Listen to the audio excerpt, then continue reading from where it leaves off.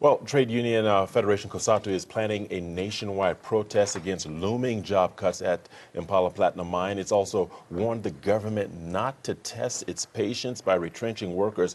Cosatu says it won't support the ANC during next year's elections should government lay off workers, as reported in the media last week. Now, for more on this, we're joined in studio by Cosatu spokesperson, Sizwe Pamla. Sizwe, thank you for joining us. Protect workers' interest or pay the price. Well, it seems the workers are getting the short end of the stick these days. They're bearing the brunt. And if it's not looming job cuts, then it's a high cost of living. If it's not the high cost of living, then it's safety issues at the mines. It's a rhetorical question, but I ask you, is Cosatu coming to the rescue? Yeah, look, we only exist to look after the interest of the workers. Whatever is it that we do is really informed by what is in the best interest of the workers.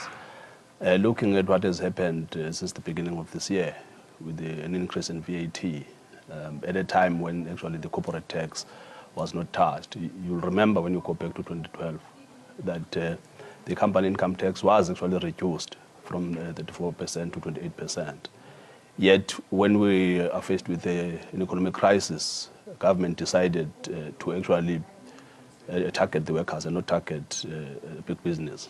So, and then you look at the number of deaths in the mining sector. 51 workers are dead in the mining sector. Government has so far refused to implement Section 54 of the Health and Safety Act that allows government to shut down operations, send in inspectors, and actually punish those who are responsible. And now, of course, you look at the retrenchments, the number of Section 189 applications, and where many of the companies, not just in the mining sector, but all across, are retrenching. Mm-hmm. And then we come out and say, look, we need a job summit, and government agrees with us, only to discover that the government is actually having its own plans of retrenching workers. So we, as Cosatu, our position is simple. We only exist to defend the workers in their interest. And if the ANC government is really targeting workers and decimating jobs, then we'll have a problem with that. Well, you threatened to not support the ANC in the upcoming elections if things aren't turned around. But my question to you is, Cosatu has talked tough in the past before. Why should the government take you seriously this time around? Well, in all of those instances where we've talked tough, government has listened. Let's go back to 2016. When government passed the Taxation Amendment Act, which was about the annuitization of workers' provident funds, we told them that we're not going to support them in the local government elections. They told us that the law was passed and it was difficult to reverse the law. We said we'll have to find a way of reversing it. Mm-hmm. They did. They went on to pass another legislation that puts a moratorium on the implementation of that law. Mm-hmm. And today, that law has not been implemented because we managed to draw the line. Look, we are allied to the ANC mm-hmm. because we want to influence the ANC from inside. But we are not married to the ANC. And we are not allied for historical reasons or any other thing. We are actually going to break ranks with the ANC if they retrench workers. Simple as that. Are we blackmailing the ANC? Yes. We are blackmailing the ANC. Okay. We are there to make sure that we push the interest of the workers. Mm-hmm. Are we giving it an ultimatum? Yes, we're giving them an ultimatum. Simple as that. Look, we can strike, we can protest, but we also have our vote that we can utilize to protect our own interest. It's as simple as that. So for us, look, we are sending a clear message to the ANC that if they retrench workers, they should not count on us supporting them, endorsing their manifesto, campaigning with them, because we cannot vote against our interests. It's as simple as that. Okay. Let's talk about job cuts and job losses across the country. As you know, strike action scares off investors. And down the line, if we don't have investors, we eventually have job cuts and job losses. Would you say at some level that you, Cosatu, unions across the country are part of the problem when it comes to job losses? No, not at all.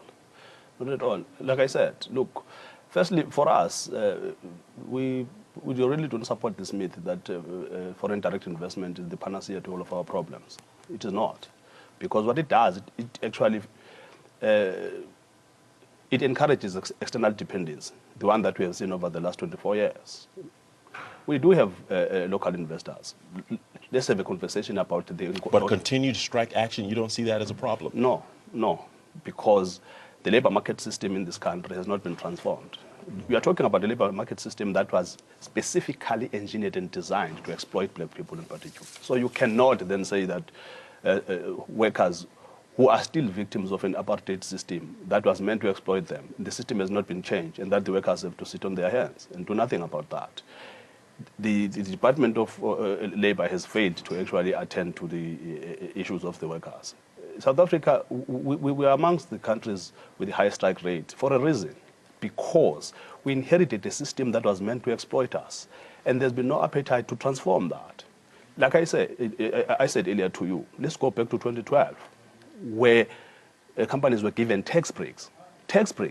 And the reason that was given to us at the time was, we'll give them tax breaks so that they can increase your wages, that they can invest more in the economy, and that they can hire more workers. The opposite has happened. Since 2012, when they increased those tax breaks, when they received those tax breaks, what happened?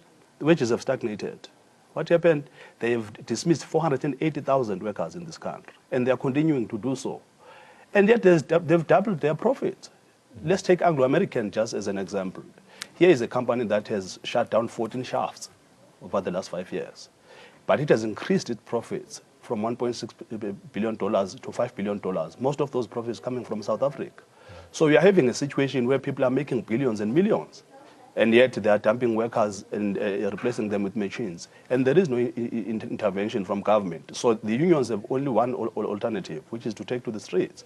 Until such time, we have a government that understands what needs to be done, that it cannot play a role of a referee when we have inherited a system that was designed to exploit the majority of black people in this country.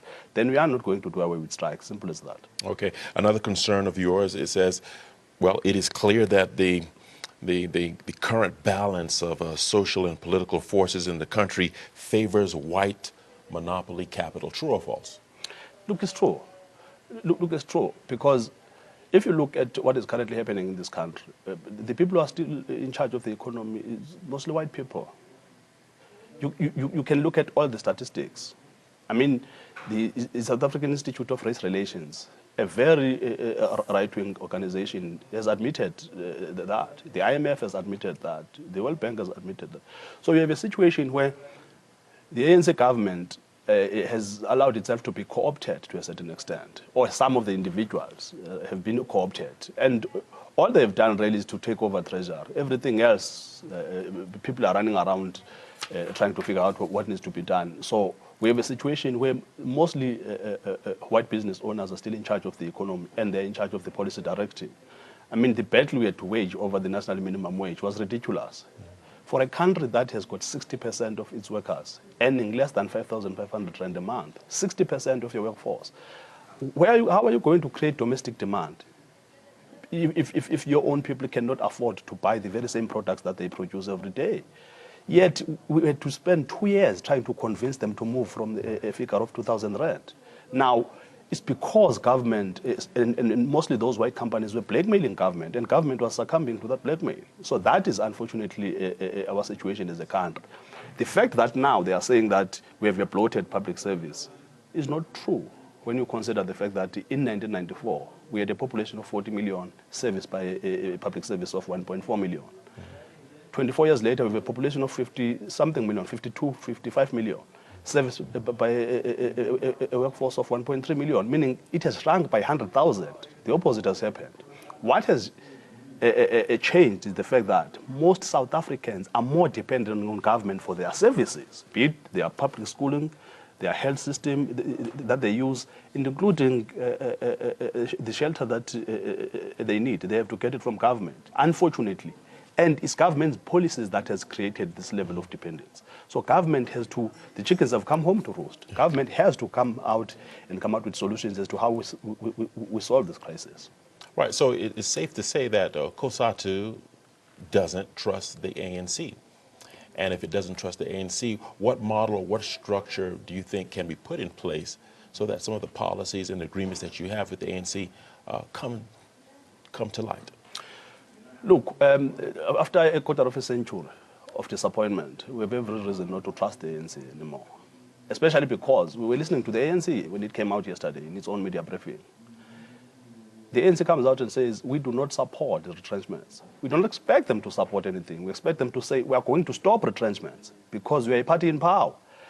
You can't be told by your employees what is going to happen when you are the one with the mandate from the electorate. We voted for the ANC. We didn't vote for the ministers, which is why we're not going to talk to any minister. We're going to talk to the ANC.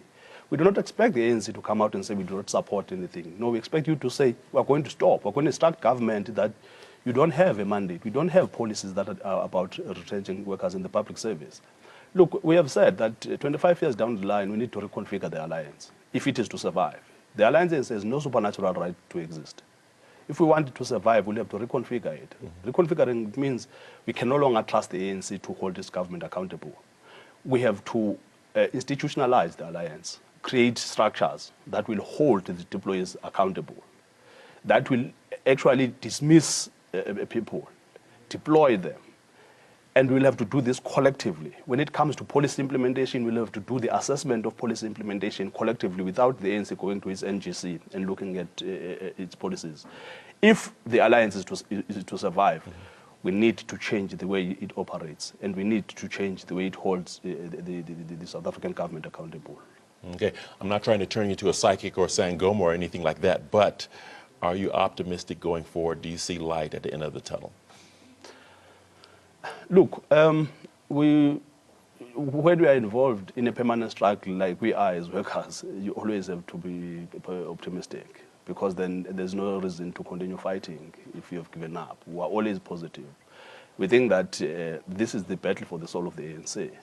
We think we are going to find solutions to it. We think that those people who have been allowed for so long to actually dictate the policy direction of the ANC do not have any constituency, do not have any power, and will be able to defeat them. But to defeat them, we hope that by the time we win whatever battle that we're waging, we will still have the workers behind us. We'll still have the majority of South Africans behind us. Because what the ANC needs to learn is that if the ANC failed to decode the message that was sent by the electorate in 2016, where ANC now is not in charge of 3 economic centers of this country, which is Cape Town, Johannesburg, and Pretoria. If the ANC has failed to decode a message that was being sent by the electorate, then we're all in trouble. So we do hope that by the time the battle for the soul of the ANC is won, by the workers at least, we will still have the support of the majority of the electorate. All right. Sizwe Pamela, thank you for your insight and analysis. That was Sizwe Pamela, Cosatu spokesperson, breaking it down for us. Protect the workers' interest or pay the price. That's the word from Cosatu.